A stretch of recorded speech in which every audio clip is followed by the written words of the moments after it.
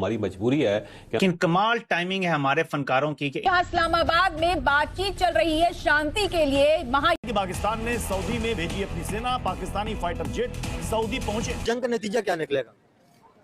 क्या निकलेगा? मुसलमानों का तो पड़ गया। मुसलमान फंसा हुआ है हर जगह में। ट्रम्प खुद ही हंस रहा है, कभी इधर कभी उधर शराब पी रहे हैं। कि पाकिस्तान ने अपना जो फैसला है वो कर लिया है। एक आखिरी कोशिश है जो इस वक्त अंडरलाइन है, आप ये कह सकते हैं, ये अंडर द पाइप है। और उनके तो पाकिस्तान की फौज सऊदी अरब की ईरान से हिफाजत करने के लिए तैनात हो गई है। अब पूरी खबर पढ़ते, फाइटर जेट और सपोर्ट एयरक्राफ्ट तैनात कर दिए गए हैं इस एयरबेस पे।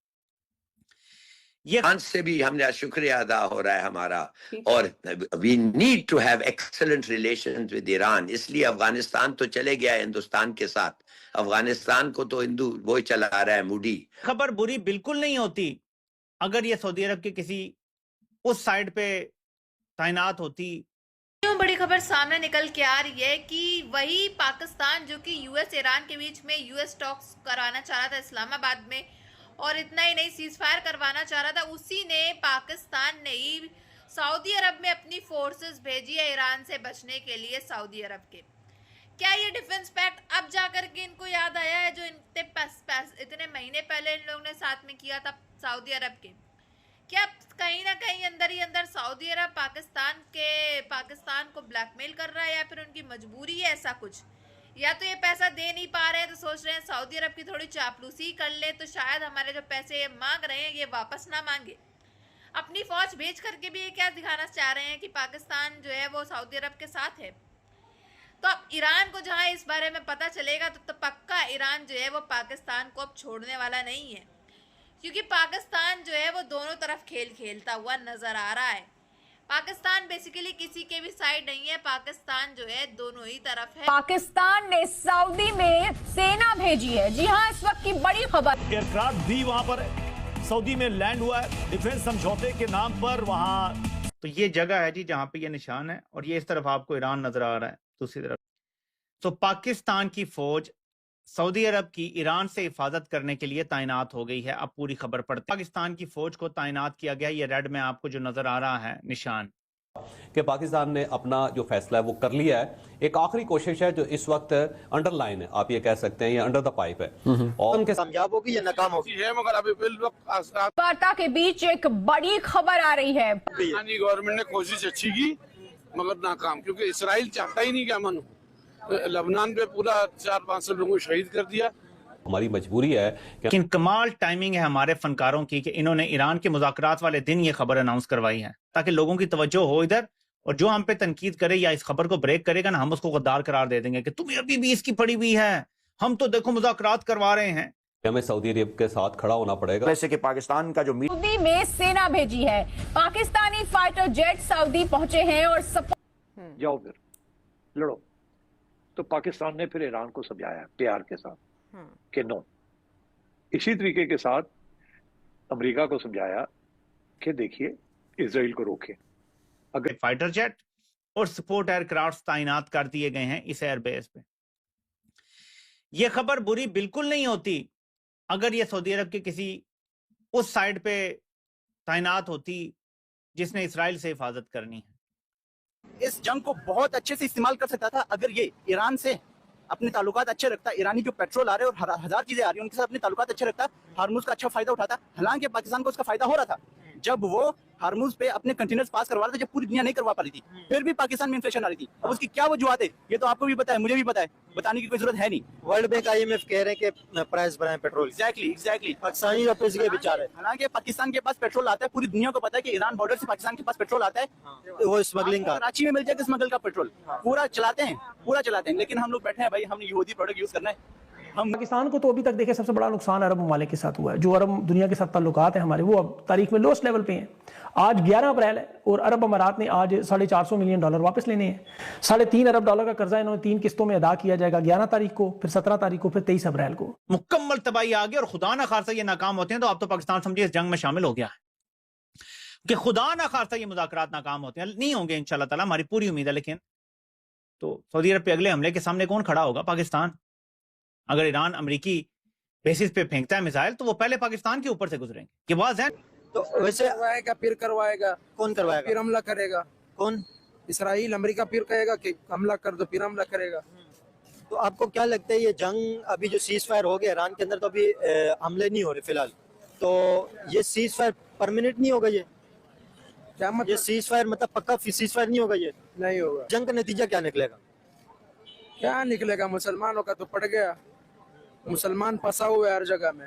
ट्रम्प खुद ही हंस रहा है, कभी इधर कभी उधर शराब पी रहे। Defense agreement signed between the two brotherly countries. The Pakistani force consists of fighter and support aircraft belonging to Pakistani Air Force, with the aim of enhancing joint military coordination, raising the level of operational readiness between the armed forces of the two countries, and supporting security and stability at both regional and international levels. Pakistan की air force के fighter jet और support aircraft तैनात कर दिए गए हैं इस airbase पे। यह खबर बुरी बिल्कुल नहीं होती, परेशान कुन सूरत हाल का अदराक और अंदाजा हो जाना चाहिए। देखिए, मुश्किल वक्त में मुश्किल खबर देना ही असल चीज होती है, वरना लहर में तो सब बह जाती हैं कि हमें पाकिस्तान का मफाद अजीज है, हमें मुसलमान ममालिक की आपस में जंग के कोई फायदे नजर नहीं आते, बल्कि सिर्फ तबाही तबाही नजर आती है। तो अभी आपको पता है क्या कहानी सुनाएंगे, मैं आपको भी बता देता हूँ कि दज्जाल के साथ ना 70,000 इस्फहानी यहूदी होंगे, तो इसलिए हमने इस तरफ तैनात की है। तो हम दज्जाल से सऊदी अरब की हिफाजत करेंगे, और जो वो पेश नहीं होंगे इंशाल्लाह ताला, हमारी पूरी उम्मीद है। लेकिन तो सऊदी अरब पे अगले हमले के सामने कौन खड़ा होगा? पाकिस्तान। अगर ईरान अमेरिकी बेसिस पे फेंकता है मिसाइल, तो वो पहले पाकिस्तान के ऊपर से गुजरेंगे। ये बात ध्यान में रखें। पाकिस्तानी अवाम की जेबों से पैसा निकलवा लिया जाता है और पाकिस्तानी अवाम के सामने वड्डे एंकरों, वेले कलम निगारों और मुलाजम साफियों के कुछ ट्वीट्स रख दिया करते हैं कि देखिए जनाब, पाकिस्तान की तो पूरी दुनिया में शोहरत हो रही है, देखिए जनाब जो अमेरिकी मीडिया है वो तो पाकिस्तान का जिक्र कर रहा है। तो उससे पहले भी पाकिस्तान भी मुनाफरत के इस पहलू के ऊपर जा पहुंची, कितना कत्ल गारत पाकिस्तान के अंदर हुआ, उसका आउटफॉल क्या था, क्या कोई बैठ कर इन तमाम तर चीज़ों का नतीजा निकालेगा कि इस हवाले से कि पाकिस्तान का जो मीडिया इस हवाले से कवरेज करने की या खबरें देने की कोशिश कर रहा है, उनके हाथ कुछ नहीं आ रहा, उनको कुछ नहीं बताया जा रहा, बल्कि जो कुछ भी रिपोर्ट कर रहा है वो ईरानी मीडिया कर रहा है, वो अमेरिकी मीडिया कर रहा है, वो तुर्क मीडिया कर रहा है, वो यूरोपीय मीडिया कर रहा है, यहां तक कि भारतीय मीडिया भी कर रहा है। और पाकिस्तानी मीडिया इस वक्त शिकायतें करता हुआ नजर आ रहा है कि हमें जनाब किसी जगह तक भी रीच नहीं दी जा रही। जैसा कि आपने देखा किस तरह से खबरें सामने निकल के आ रही हैं कि अब वही पाकिस्तान, वही इस्लामाबाद से खबरें आ रही हैं कि पाकिस्तान ने अपनी पाकिस्तानी फौज जो है वो सऊदी अरब भेजी है। वजह सिर्फ यही है, ईरान से बचने के लिए सऊदी अरब को अपनी फौजें दी हैं पाकिस्तान ने। ये आपस में ही बहुत बड़ी बात है, क्योंकि सुबेरे ही खबरें सामने निकल के आ रही थी और सुबह ही प्रूफ हो गया था कि कुछ तो बड़ा नया होने वाला है। सऊदी अरब और पाकिस्तान के बीच में जिस तरह से सऊदी अरब के प्रिंस और पाकिस्तान के प्रधानमंत्री की बातचीत हुई थी, उससे साफ जाहिर हो रहा था कि कुछ ना कुछ तो गड़बड़ होने वाली है।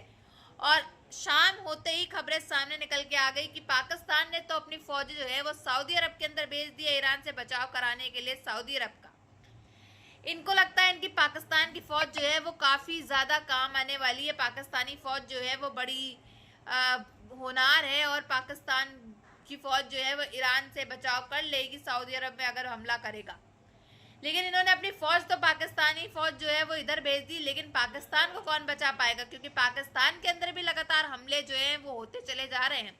और अब तो ईरान जो है खुली चेतावनी दे रहा है पाकिस्तान को। जिस समय ये वीडियो अपलोड हो रही है उस समय आप देख रहे हो कि किस तरह से खबरें आने शुरू हो गई हैं कि ईरान को इस खबर के बारे में पता चलते ही ईरान ने पाकिस्तान को चेतावनी दे दी है कि इस जंग के बीच में आप ना पड़े, वरना पाकिस्तान का जो हश्र होगा वो इनकी 100-1500 पीढ़ियां जो है वो याद रखेगी। यानी कि पाकिस्तान जो है अपने ही पैरों पे बेसिकली कुल्हाड़ी मारता चला जा रहा है, चारों तरफ से मुंह मारते हुए। जो पाकिस्तान का हर बार का एज यूजुअल का काम है वही वो करता हुआ आता हुआ नजर आ रहा है। क्या ये पाकिस्तान जो है ये सऊदी अरब की मदद इसलिए कर रहा है ताकि इसको पैसे ना वापस करने पड़े जो कि सऊदी अरब ने मांगे थे? आखिर चल क्या रहा है पाकिस्तान के मन में, पाकिस्तान की क्या साजिश है, ये तो अभी खुलासा नहीं हुआ है। बट आपकी क्या राय है इसमें कमेंट बॉक्स में जरूर बताइएगा।